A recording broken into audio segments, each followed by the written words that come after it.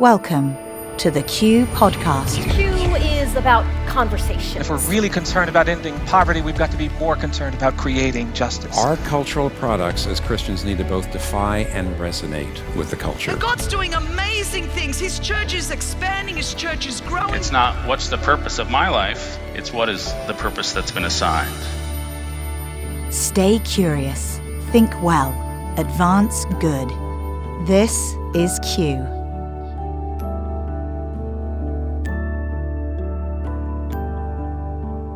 Welcome to another edition of the Q Podcast. I'm Gabe, Lyons, and today we're kind of going deep into a conversation with a friend of mine named Sho Baraka, someone who's been on this podcast before. He recently gave a Q talk called The Gentrification of Christianity, and he's someone for me that challenges me, that helps me be better, helps expose me to some new ways of thinking, to things I need to be reading, to a world of content and ideas and thought that I'm not normally accessing. And it's just been so fruitful. And that's what I hope today's podcast is for you. I hope you're going to be listening in on a conversation between me and Sho about some of the difficult, we're talking topics of tension related to race, related to how the church is involved in this and what our responsibilities are as we move into the future.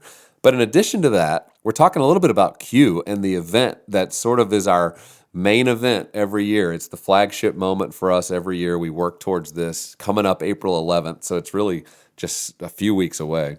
And at this event this year, April 11th through 13th, we're so excited about, again, a whole list of presenters, many of which you haven't heard present before at Q. That's kind of how we like it. We're loving introducing so many thoughtful people into your world, into your orbit of thinking and approach to how you're going to think about issues and handling so many difficult conversation. And I got to tell you, every year is my favorite year. And that's because every year is different. And as we look at 2018 and we try to understand our landscape, we try to understand the conversations you're trying to have with your family members, your friends, in your workplace.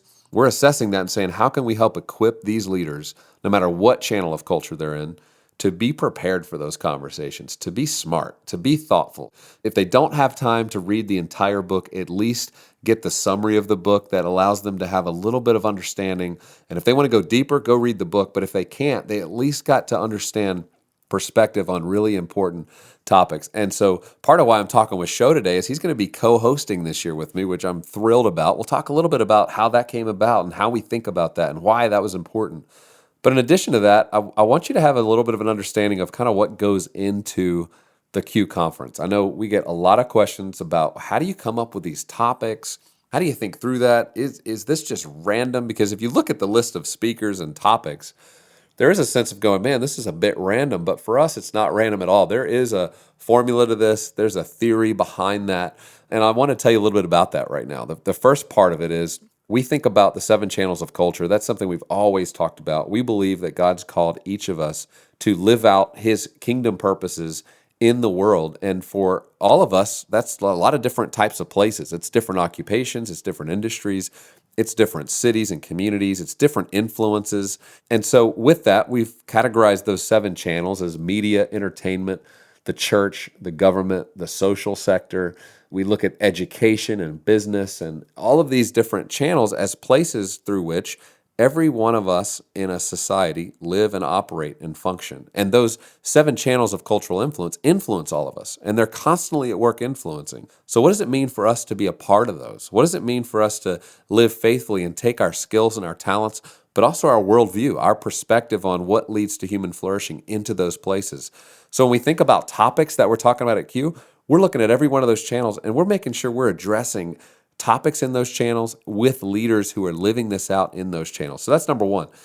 Number two, we're looking at current issues. We're trying to understand what are the issues being talked about right now at street level, in the news, in the church, amongst peers and friend groups sitting around the dinner table. What are those conversations? And let's make sure we're bringing something to those. Let's bring truth to those. Let's bring stories. Let's bring perspective. So this year, we're talking about, I'm going to just list a few of these things. Mental health. We're going to be discussing the need for that in a world that's got a lot of anxiety, a lot of stress, a lot of depression, loneliness. What does it mean for us as the church to think well about that? We're also talking about Me Too. I mean, this conversation about women, how they've been treated, how their voices maybe have not been lifted up, have not been heard, have been ignored, even when they've been crying out with truth or calling out things that have been happening. That moment's coming now. And as that has come in our culture, the church has a responsibility to also be leading in that, thinking well about that, listening to the voices in the church who feel like they haven't been heard. So there's going to be some of that happening. I've also got topics that really engage race. And I know we've talked about that for the last few years, and it's so important, though. It's such a divisive thing happening in our culture that the church is uniquely gifted to engage. So we're going to talk about that in a few moments with Sho. I'm going to ask him about one of those topics we're talking about, which is reparations. So just hang in there. That's a big topic, but I want you to hear about that. We also have Tony Hale coming in, who's an amazing entertainer. He's on a show called Veep and plays a really funny role in that episodic television series. But he's a great guy whose faith really drives the way he sees the world and how he operates in that world. So he'll be with us. But there's also people that maybe you haven't heard of yet that we want to introduce you to, like Ashley Matthews, who's at a church in Atlanta called Trinity Anglican, but talking about gender equality in the church. So as I said earlier, we talk about Me Too. We want to talk about how do we lead forward? How do we look at some couples who are leading together, like Henry and Alex Seeley, who lead a church called The Belonging. We're going to listen to their stories. We got Bianca Olthoff with us talking about breaking chains. We've got David Coleman. He's the head of something called the College Board. It's probably the most influential institution in college and university education in the country, who's going to be talking about pluralism. What does it look like for different ideas to flourish when they're sitting under kind of the same umbrella, the same roof? Is that possible? Do we need a zero-sum game, or is there ways in which we can work together? And we think, of course, there are. We also have Tony Evans with us talking about the kingdom, something he's been talking about for decades, but never been to Q. And so it's going to be exciting to have him with us. We've got Joe Saxton with us talking about our callings. And she was with us probably 8 years ago in Austin, Texas. And she'll be back with us. And so we're excited about that. Scott Hamilton, maybe you've heard of him, somebody who's in this season with the Olympics, gold medal champion in the Olympics, who has gone on to fight cancer, and not just fight it for his own life, but really help bring hope to the entire world, searching for solutions, searching for resolution to how we beat cancer. And he's going to be telling not only how we beat cancer, but he's going to be talking about new therapies that are going to blow your mind, that many of you haven't heard of, that are in research, in development, that are working, but that many people within the medical institutions aren't able to use yet. And we want to talk about why. So I'm getting into the weeds here, but it's only because I want you to hear that there's so many of these topics that if you're a leader, if you're a Christian who's trying to engage culture today, you need to be in the know on this. You need to hear from these people. The other thing that we do at Q, of course, is in the evenings, we try to create just fun experiences. And that's going to be part of the event this year, as usual. We've got the Praxis Business Plan competition where you hear actually from founders who've created organizations. They're at that level where they're ready to scale big time. And they pitch to you their big idea, and you get to vote on which ones you think are the best, and then they get to actually speak on the main stage at Q the next day. That's always fun. There's also going to be a film screening at the Belcourt Theater that's going to be great. I'll tell you about that here in just a couple of weeks. We've got farm-to-table dinners that you can participate in. Wicked is in town. So the show Wicked, if you've not seen the Broadway show, we've actually secured special experience for that night where you can go and enjoy the Wicked experience. So that's happening. We got private music concerts happening, after parties, places for people to connect and find one another. We do panels, Q&As, where you get to engage with people who are in your industry, but maybe you never get to talk to them about some of these tough questions of how do they think about faith as it relates to their industry. We're creating debates, so you can actually sit and listen to two sides of debate. So all of this is happening April 11 through 13. You can learn more at qideas.org/2018. But without any further ado, I want to get into this conversation with Sho Baraka. So let's listen in now. Sho, thanks for being with us today. Thank you for having me, Gabe. Appreciate it. So as we talk today, there's a couple different things I want us to talk about. One is I want people to get to know you a little bit better. You've become a good friend of mine and somebody I'm learning a lot from and just gaining. I feel like my mind's just expanding. The more we have conversations, I'm learning, I'm seeing new perspectives. It's really helping me. And so thank you, number one, just for being my friend and helping me in that sense. But in addition, one of the things you and I've been talking about this year is what would it look like at Q, which is our conference coming up in just a few weeks, April 11th through 13th, for you to be more a part of that and help Yeah. really give me insights into some things that I'm learning, that you're learning, that maybe we need to be talking about at Q, but also helping, co-host in some way. So that's going to be fun. So anyway, there's a lot to talk about. But first, for those who never met you before, maybe they're totally unfamiliar with you and your work, I want them to get to know you a little bit and just hear a little bit about your story, kind of how you've come to focus a lot of your time and energy, not only on just creating art, but also entertainment. I mean, you're an entertainer. You're funny. You like to stir things up, and it's. I pulled my 15-year-old in the other day to watch your latest episode of your television show, and I mean, he's laughing. I'm laughing. I'm like, man, show is so funny. So you're doing all kinds of interesting things to engage a lot of different audiences, but give us the backstory on that. How did you come to be at this place right now? Well, thank you, first of all, for having me on. It's exciting. I appreciate the work you do.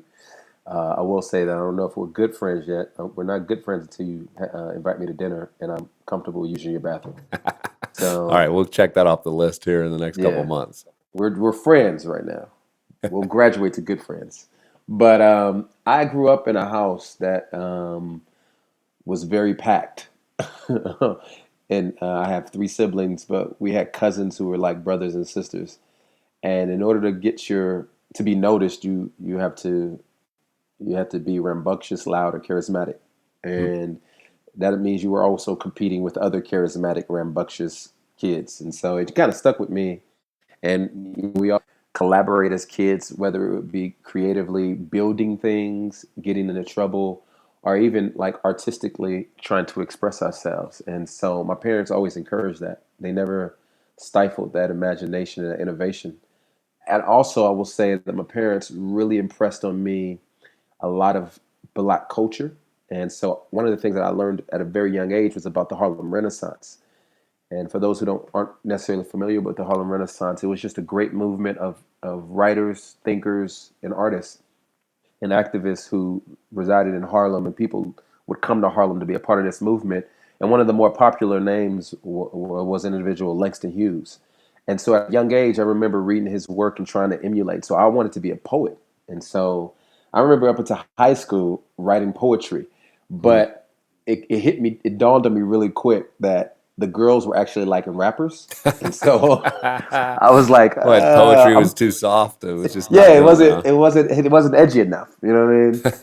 If I'm talking about a raisin deferred, and Tupac it's like it wasn't quite Right. It wasn't quite connected. So I was like, well, let me make this transition to rap. It was an incentive. Yeah, there's benefits to it. And so I did, and I noticed that I was, fairly decent at it. And as I began to kind of learn the craft, I became a Christian like many years later in college. And it was just beginning to wrestle with what does it look like to use this gift to not only communicate an aesthetic that I'm passionate about, but to communicate these truths and this worldview that I now am attached to, and using it for the benefit of not just myself, but the benefit of other people, and the kingdom.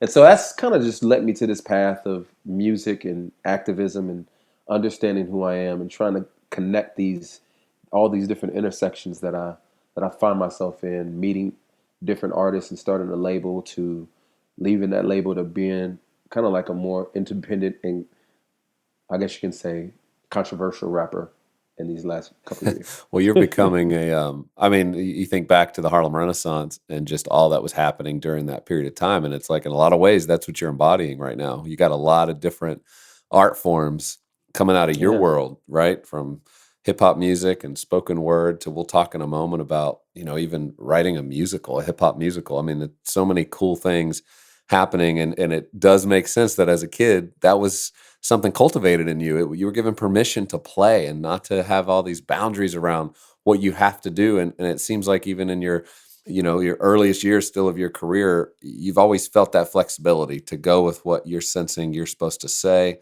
how you're supposed to say it, what the cultural moment's demanding. And so it's been fun to watch that. And, tell us a little bit about Fourth District, because that's kind of the main website, right? Where people, if they want to find you, this is where they can kind of see a lot of this taking place. No, yeah. So one of the things that I felt an affinity towards was being able to, like, I've always felt restricted within the Christian context of what we're allowed to talk about, how we're allowed to celebrate life, how we're allowed to talk about tough issues.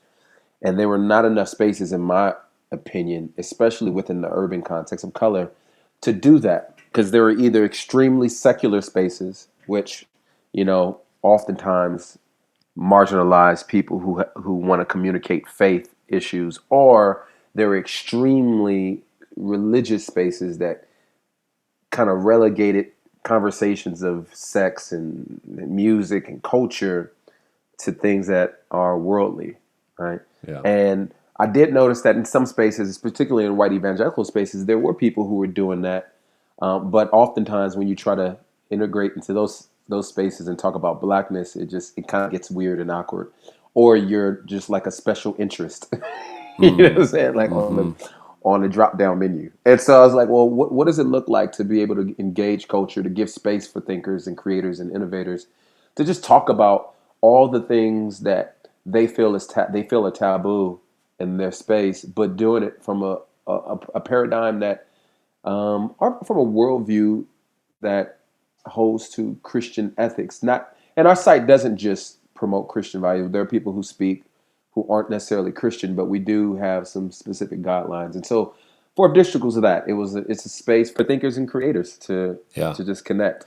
And I feel like that's probably where you and I have just connected so dearly is just around creating spaces for conversations that sometimes you kind of get hit from both sides, right? You're not conservative enough in some of the things you're trying to engage, or you're being criticized for being too liberal or progressive because you're trying to talk about the real topics and issues people are talking about. And so I know just in getting to know you, I have resonated with just that desire to kind of be right on that edge where, it's like they say about people who are building bridges are constantly being walked on. And I know you probably feel that a lot, and that's partly, at Q, that's why, when we found each other and you came to Q last year and gave an awesome talk called The Gentrification of Christianity, which was a new perspective and a new way of applying the word gentrification to something which I had never heard and most people hadn't. And it was really good.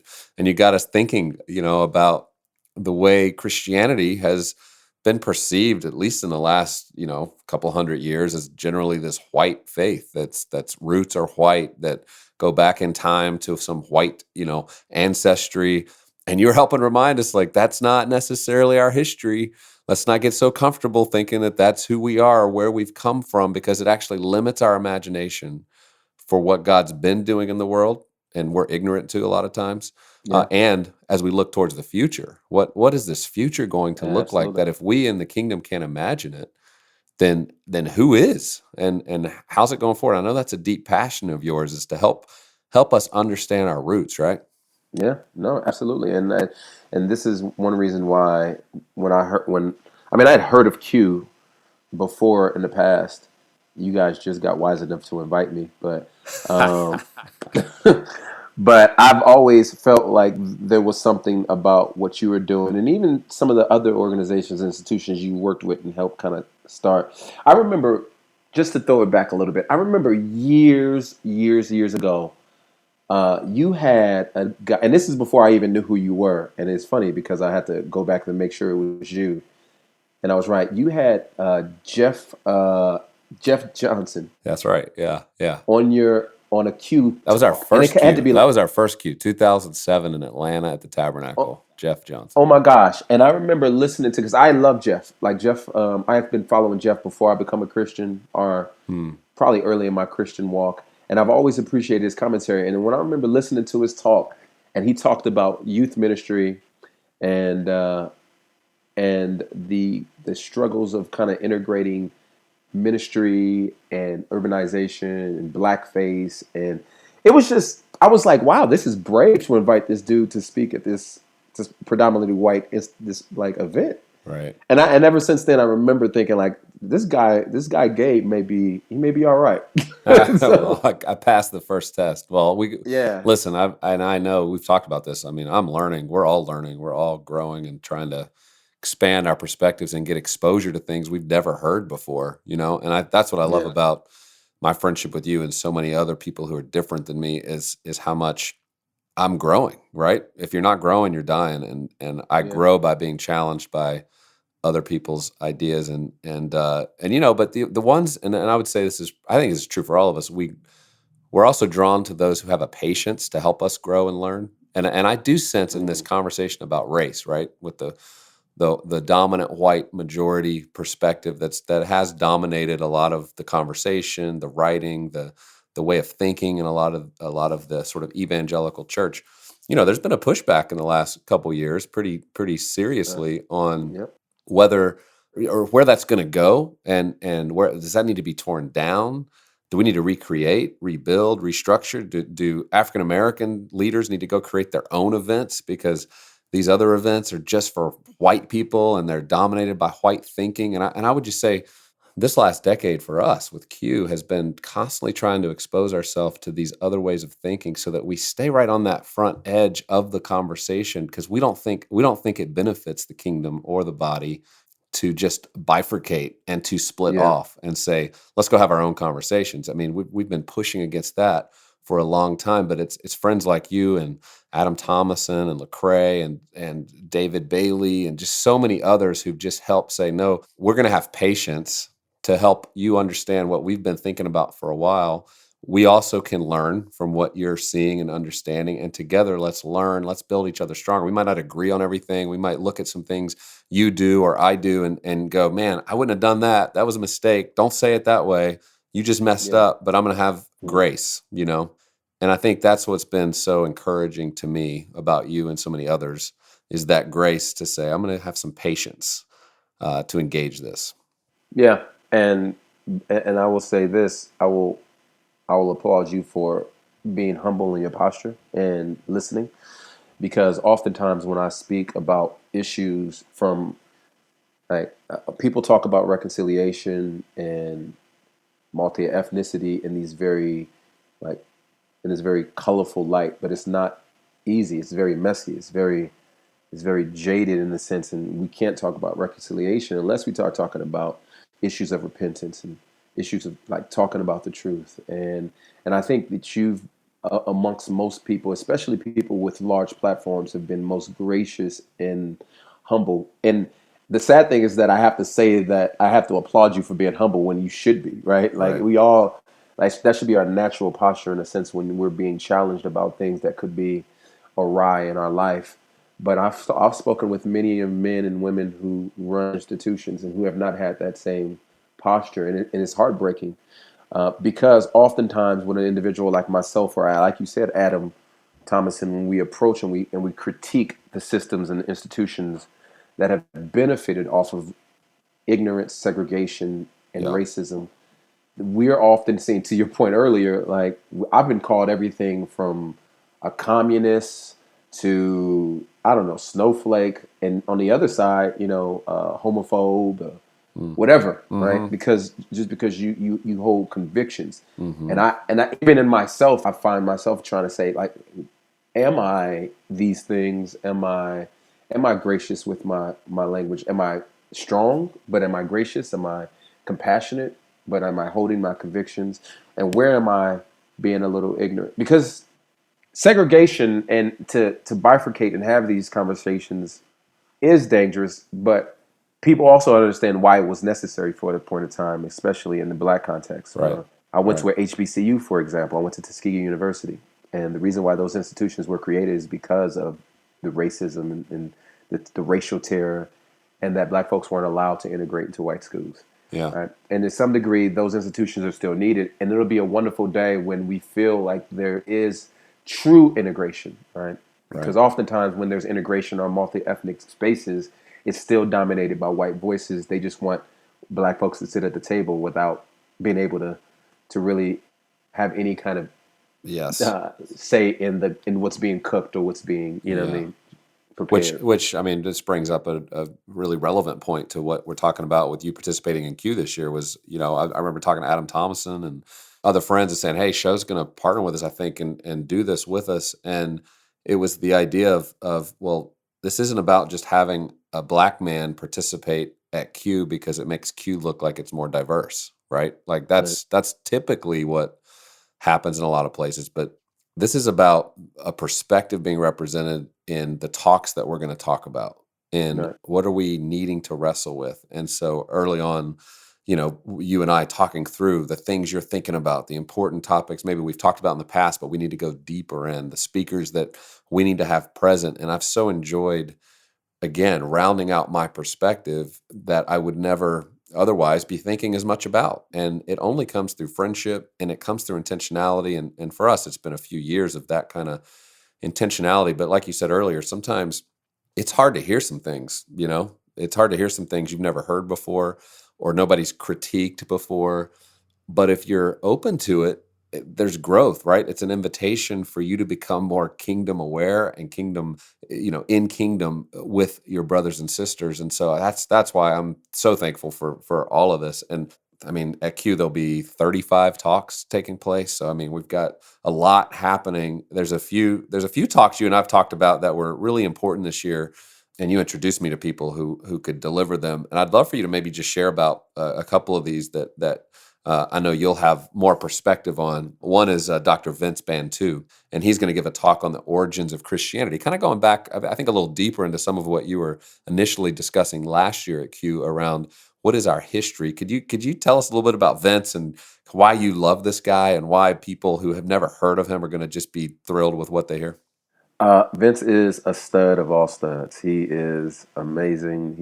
He's a walking encyclopedia. Like this man, I've done I would say like 4 or 5 events with him, and I don't think I've ever seen him read off his notes. I don't think I've ever seen him use a phone. I sit there and he goes for 30 minutes, and it's like, amazing. So he's a professor at Covenant Theology, or Covenant Seminary, better yet, in St. Louis. Yeah. He is one of the country's only or leading experts in early Asian and African Christianity, and was a lot of my inspiration in feeling like I needed to kind of talk and discuss the context of gentrification in Christianity. And I mentioned him actually in the talk. And so I remember reading a book that I thought was amazing on early Christianity, and I'm going to him like, "Hey man, what do you think about this book?" And he just basically was like, "That book's terrible. It's elementary." And so I was like, "Oh, okay. I thought I was doing something." And so what he's going to provide, I think, is he's not only going to provide a more, I think, accurate historicity of what Christianity looked like. Yeah. Especially when we talk about church like movements and church migration, and how oftentimes when we talk about church history, we usually go from like Rome, or we do like Israel, Rome, and then to the West. Yeah. Right. Yeah. Right. But he's going to talk about the South and the East, and I think it's powerful, but also how that affects our missiology. And I think that's the part that a lot of Western Christianity misunderstands. Like when you have history and you interpret history, it's just not a set of facts. It informs your identity, and it informs how you imply and how you implicate. And so oftentimes the way we think about people in history and movements in history impacts how we do. It's, Right. There's the descriptive and the prescriptive. And so sometimes when we describe things, it informs how we do in our orthodoxy and our praxis. So I think he's gonna really challenge those two areas. And I'm just excited for people who I think oftentimes don't get challenged in how they see their Jesus. Yeah. And yeah, a good friend of mine, James White, talks about how he grew up with this image of Martin Luther King, John F. Kennedy, and Jesus of Norway on his wall, right? So, and I think oftentimes that's what we see. Even Black folks, we see Jesus of Norway. And so, how do we begin to readjust that viewing and that image of him? And continuing down, I mean, just talking specifically about how we're going to talk about some difficult topics on race that need to just be brought to the fore. One of the topics, I know you don't know the speaker as well, but one of the topics you and I've talked about a little bit, and now we want to do something at Q on, is the idea of reparations. And when you start talking about reparations, Uh-oh. now, what? Yep. Reparations? Yep. There's two kind of ways of thinking about that. And I've been reading and trying to better just, again, understand this. And one area is the government. Like, what is the government responsibility? Is there a responsibility financially and economically and to society and to cities and communities that were directly affected because of the slave trade and the government support of the slave trade and all of that? And you've got not only that with African Americans, you've got to talk about that with the First Nations and Native Americans. But there's Absolutely. another side to it that we're going to talk about at Q that actually feels more like something we could do something about, because I think it gets a little paralyzing when you're talking about what's the government going to do. It also becomes completely political. It becomes an issue that everybody starts to fight about and nobody wants to do anything about, and it's paralyzing. I mean, even just the gun discussions that happen in our capital, you see how little we can get done on something as simple as that, where there are some real common sense things that probably everybody agrees on, but nobody wants to make the move. And so when you talk about government getting involved in reparations, that's overwhelming. When you talk about the church, though, what is the church's responsibility? What's the church's opportunity to think about repairing the past? A lot of people don't understand how much a lot of denominations that were predominantly white benefited from the slave trade, benefited from that economy that was part of America. Their denominations grew. They were able to create institutions and do all kinds of things that the African American community did not have that benefit of doing. So is there a way we can look forward and say, what can we be doing for reconciliation? What can we be doing to repair the sins of our past? Now that's, again, man, that I don't think everybody's going to be happy about this talk. I don't know that we're going to find like just solidarity and agreement.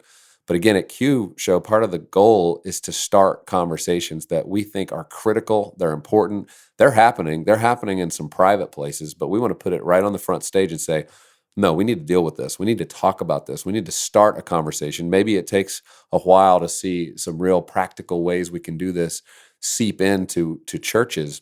But man, Duke Kwan, who's a pastor himself, Presbyterian pastor in Northern Virginia, I mean, he's going to do such a good job, I think, of in a graceful way, but also in a way that's powerful and convicted, remind us of what our opportunity is here. But I've talked a lot about that. What, in your view, I mean, this is obviously an enormous topic, but do you think there's some opportunity here for conversation too? There's opportunity for there's opportunity for great discussion. And well, first, let me say that I'm excited that Duke is taking on this opportunity. I don't know him well. We've engaged over social media, and seems like a great guy. Seems like a sharp dude, and so I'm excited that he's been employed to handle this task. I think what you, in your explanation, I think there's a couple things you said that I think are important for people who are going to sit and listen to Duke share about reparations. Is one, they have to understand that it's, it is like our nation was built off the back of slave labor. And if you, one, believe that slave labor is an injustice, then you also believe that there needs to be, that injustice needs to be made right in some way, right? Right. Everybody believes in kind of like restitution and repentance individually, right? Right. If I was to wrong someone, I have a responsibility to repent. And we've relegated repentance to just this idea of saying I'm sorry, but no, like you make right what is wrong, and we see that all through the Old Testament. We see that in Zacchaeus' relationship with the people he exploited, and what we have today is a group of people who have, in a sense, extrapolated their personal connection with God to their relationship with a greater community of people, and that the lie is that, one, that Christianity is about a relationship with God. It's not about a relationship with God. It's about relationships. And one of those relationships is God, and it's relationships with people and community and the work you do. Mm-hmm. And if all we do is say that, oh, when I repent and I make restitution, it's about my own personal restitution to a person that I've wronged or to God, then it's going to be a harder fight for people to understand this idea of reparations and restitution. But if you do believe that, because institutions were built, to your point, colleges, seminaries, churches, like you took about like the Southern Baptist Convention these are institutions that were built because of segregation, slavery, or or racism. And so when you talk about repenting as an institution, what does that look like, right? Mm-hmm. And I don't have the answers. If I had the answers, then I probably wouldn't be doing this podcast. I would be somewhere sitting next to Ta-Nehisi Coates or something like that.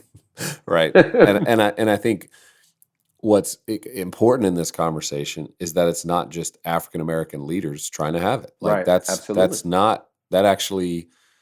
I think that's the opportunity we have. Is Duke's actually an Asian American, so he's not an African American. He's also not a white man, so he has this unique view and perspective on it. But even yeah. and to point out just the Asian fact, like America as government has paid reparations to different types of people, and Right. but it has yet to pay up for its, as James Madison says, its original sin, which is slavery.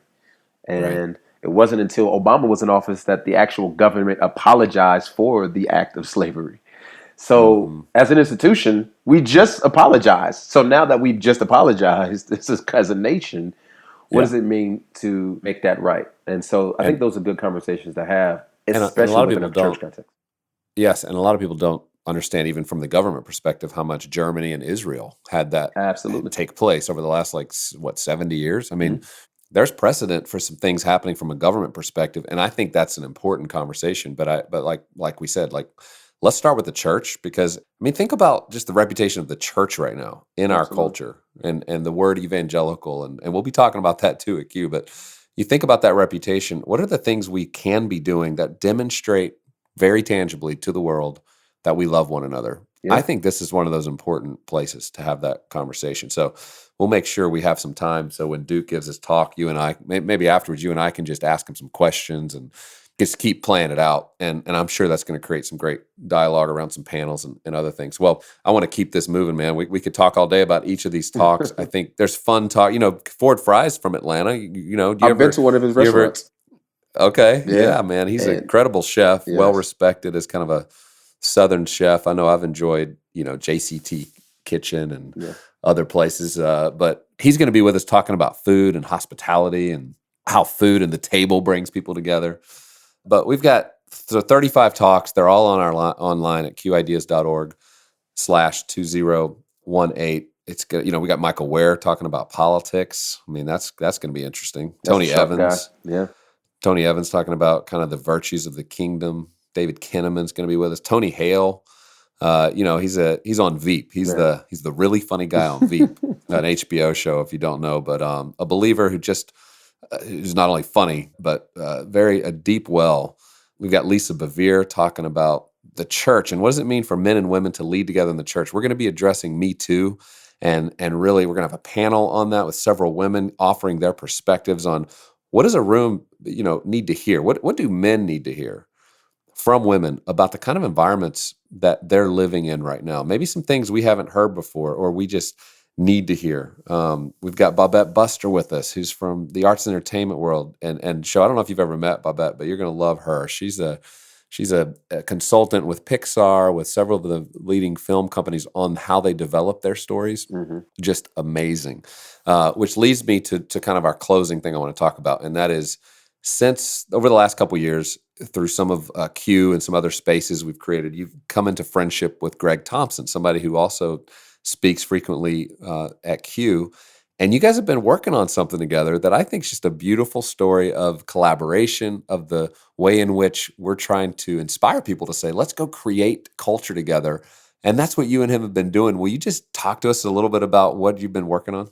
Yeah, so I, kind of similar to you, I encountered Greg personally and through cyberspace twice before I actually had a conversation with him. One, it was through one of the talks that he gave for Q on one of the praxis talks about work and why work is important in the context of community. And I loved it. And I actually shared it with some folks that I was leading at the time.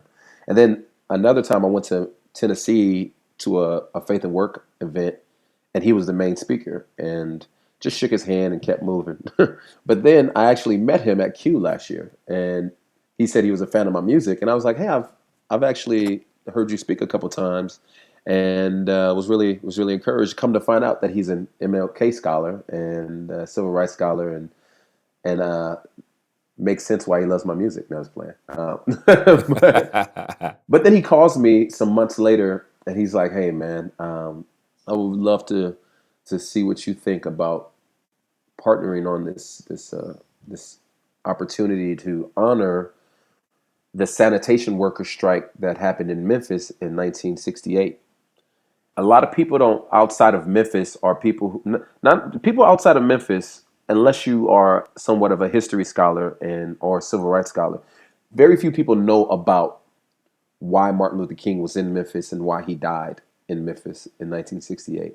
And the reason he was there is because, he was leading the Poor People's Campaign, was somewhat controversial because he had begun to pivot towards economic justice to move from kind of civil rights to more human rights issues.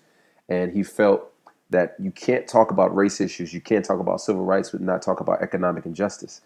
And the sanitation workers strike, he felt, was something that was quite apropos to tie to his Poor People's Campaign. And so he came down to help and assist with these sanitation workers who were striking for months because they felt like the working conditions they were in were brutal. They were mistreated. The white drivers would get privileges and that the black people weren't afforded. And then actually 2 of the sanitation workers died due to faulty equipment. And that's when they decided to protest. And MLK came down to assist in that. And so this April will be the 50th year to honor kind of like that movement, that protest, while at the same time it's tied to MLK's assassination. It's a tragic event, but I think it also is a great opportunity to bring homage to not only King, but also to the fight of justice, not just racial justice, but economic justice that impacts people of all colors and all races. And so we're doing a play that that basically honors the sanitation workers strike, and I'm extremely excited. And Greg is one of the I guess you can say writers, making sure that the historicity and the articulation is there. We're partnering with some other folks, people from New York, but mostly from people from Memphis to bring this together and to be awesome. And hopefully, there may be an opportunity for us to do one of the songs on stage at Q. Oh man, I know. I'm excited. I know you're coming down to the wire creating and that's what you love to do, but this is like hip hop musical. I mean, it's not only a play but music, and I'm excited, man. I can't wait to see what you guys are creating together, and I just love the collaboration. Love that you're doing it. I mean, the week before Q is that 50th anniversary of Martin Luther King's assassination. And so, you're going to be coming right off of a week where you've been there and honoring him, but also really helping people understand history. Because like you said, a lot of people don't understand the sanitation worker strike and what a critical role that was playing at that moment. And now you're bringing that to bear because you're creating something. So I love it, man. I love what you're doing. I want to thank you for just spending some time with us today, just working through it and talking through a few of these things. And it's going to be so fun to be together. Man, we're a few weeks out. Yeah. So it's coming quick, April 11th through 13th. And it's going to be fun to be together. Looking forward to doing this with you, brother. I'm excited as well, man. Continue the good work, and I'll see you in April, bro.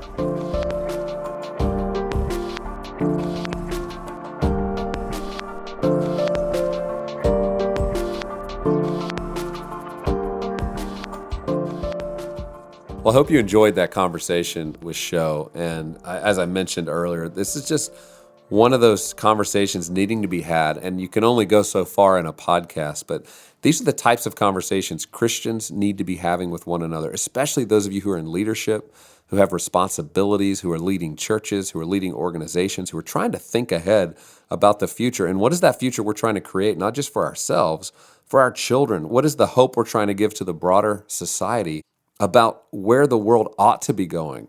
How do we really flourish? And so we must not abdicate that responsibility. We need to lead in that. And Sho's one of those people trying to do that. We're trying to do that. And so we hope you'll join us again at Q, where there's going to be all kinds of wonderful topics. We talked about a few of those, but experiences, amazing people. Like part of the vision for Q when we began Q was to help create a place where people could find one another who were like-minded in the sense that they believed we as Christians have a responsibility to partner with God to be a part of the renewal of all things. And that should be happening no matter where we've been called, no matter what our economic or socioeconomic status is, no matter what our race is. We are called to be right in that place He's put us and to restore, to have a vision for how things ought to be, and to lead others to participate in that, to get to experience kingdom life and the gospel and how the good news plays out in tangible ways in this world.